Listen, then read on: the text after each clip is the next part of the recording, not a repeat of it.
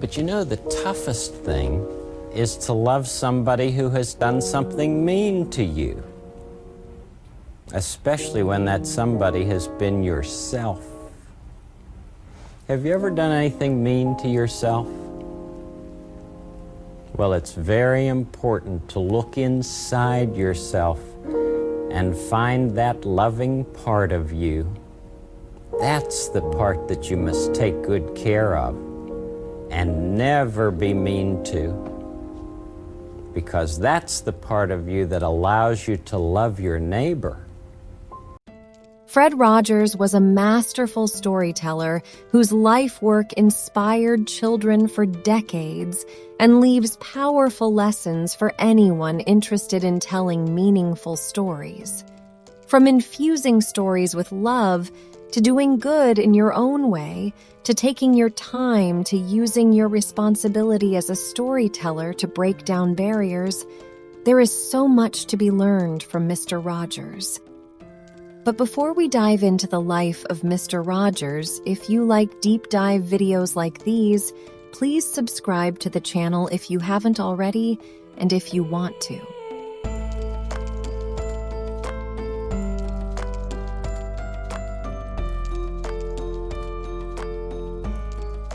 Fred McFeely Rogers was born on March 1928 in Latrobe, Pennsylvania. An only child until a sister was adopted into the family when he was 11, Rogers was overweight, shy, and sheltered. He also suffered from severe asthma, scarlet fever, and every imaginable childhood disease, as he put it. In a speech delivered at St. Vincent College in April 1995, Rogers candidly expressed his feelings of loneliness, stating that he believed he had no friends during that time. He recounted an incident from his childhood when he was walking home from school and found himself being bullied by his peers. Some kids even called him Fat Freddy.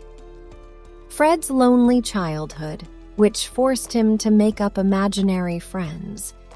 He spent a lot of time playing alone with his toys in his bedroom, making up imaginary worlds for them to explore. The impact of this cruelty was profound, leaving Rogers deeply traumatized. The solitude and bullying made for a difficult childhood, but it also gave Rogers a deeper well of understanding towards others. He said in the St. Vincent College speech that the negative experiences of his childhood made him seek out stories of other people who were poor in spirit, and he felt for them. Fred's journey into television was driven by his dislike for the existing shows on the medium. He stated in an interview that he entered television because he believed there was a way to utilize it as a powerful tool for nurturing viewers. He embarked on his television career by joining NBC in New York as a floor director, contributing to various shows. In 1963, Fred relocated back to Pittsburgh and began working as a program developer at the public television station WQED. Collaborating with Josie Carey, they co-created a children's show called The Children's Corner. While Josie served as the host, Fred utilized his talents to craft puppets, develop characters, and compose music for the show. Many of these puppets and characters would later become integral parts of his subsequent productions. It was during his involvement with the Children's Corner that Fred was ordained as a minister in 1963. Although he chose not to pursue a traditional pastoral role, he dedicated himself to ministering to children and their families through the medium of television. It was during this time that he met Margaret McFarland. Margaret became his key advisor, collaborator, and child education guru. Most of Fred's understanding and appreciation for children stemmed from his partnership with Margaret. For 3 decades, she contributed to the scripts and songs of Mr. Rogers' Neighborhood, leaving an enduring impact on the show. The original Mr. Rogers show aired from 1963 to 1967 on the CBC in Toronto. It was a black-and-white 15-minute program marking Fred's debut as Mr. Rogers on television. In 1967, Fred returned to Pittsburgh with his wife and 2 young sons. The real magic began in 1968 when he started filming Mr. Rogers' Neighborhood. Over the course of 33 years, Fred created 895 enchanting episodes spanning from 1968 to 2001. Every show started the same way.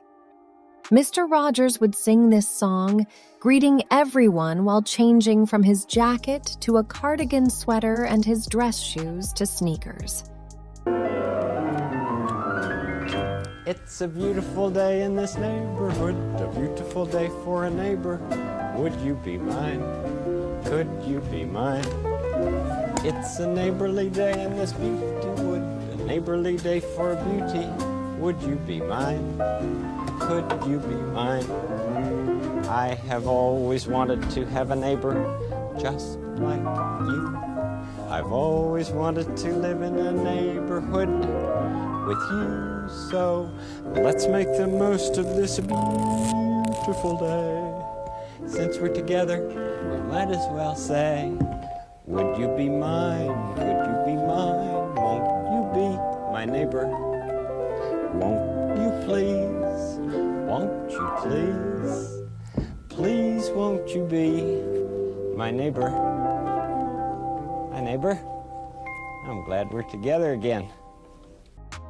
With open arms, he invited viewers into his world, sharing imaginative stories and taking them on captivating journeys beyond his home to explore the wonders of the world. Above all, Fred imparted valuable life lessons throughout the show. Throughout its entire run, the show followed a consistent format. Mr. Rogers would begin by introducing the theme of the episode, then venture outside his home to explore different locations, showcasing how various things were made or built. After concluding the visit, he returned home, indicating that it was time to enter the neighborhood of make-believe. Positioned by the trolley track's window seat, Mr. Rogers previewed the upcoming story, accompanied by the emergence of the trolley. The camera followed the trolley as it traversed a tunnel in the back wall of the house, transporting viewers into the neighborhood of make-believe. Each story and lesson unfolded over a week's worth of episodes, involving both puppet and human characters. The visit to the neighborhood of make-believe concluded when the trolley re-entered the same tunnel, reappearing in Mr. Rogers' home. Before the episode's conclusion, Mr. Rogers always had a final conversation with the viewers, offering his closing thoughts. In contrast to shows like Sesame Street, which focused on teaching numbers and letters, Mr. Rogers' Neighborhood delved into the development of emotions and the importance of good morals. It was a unique and unparalleled program that left a lasting impact on its young audience. One of the reasons Mr. Rogers' Neighborhood had such a devoted audience is that viewers felt like Mr. Rogers genuinely cared about them while they watched the show. Fred Rogers believed that he should infuse the show with as much love as possible, whether it was behind the scenes on set or when he was on camera addressing the children watching. Fred was quoted as saying, "The whole idea is to look into the television camera and present as much love as you possibly could to a person who might feel that he or she needs it." That love came across in his storytelling, and the warmth that accompanied it is a lesson to storytellers everywhere. Mr. Rogers' neighborhood famously strove to tackle inequality and break down barriers. One of the most powerful examples is the episode where Mr. Rogers dipped his feet into a pool with Officer Clemens, a black police officer character on the show.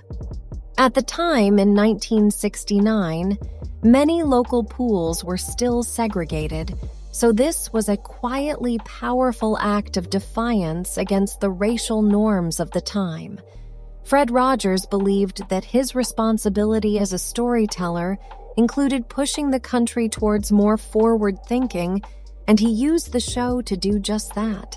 Mr. Rogers won a Lifetime Achievement Emmy Award in 1997, and he was inducted into the Television Hall of Fame in 1999. Fred died in 2003 somewhat quickly of stomach cancer. He was 74. It was years after his death that he would suddenly go from a kind of lovable PBS novelty to an icon on the magnitude of the divine. Mr. Rogers treated everyone like they were his friend and neighbor and only asked the same in return. The world would be a much better place if more people had this same attitude. As Mr. Rogers once said, all of us at some time or other need help. Whether we're giving or receiving help, each one of us has something valuable to bring to this world. That's one of the things that connect us as neighbors. In our own way, each one of us is a giver and a receiver.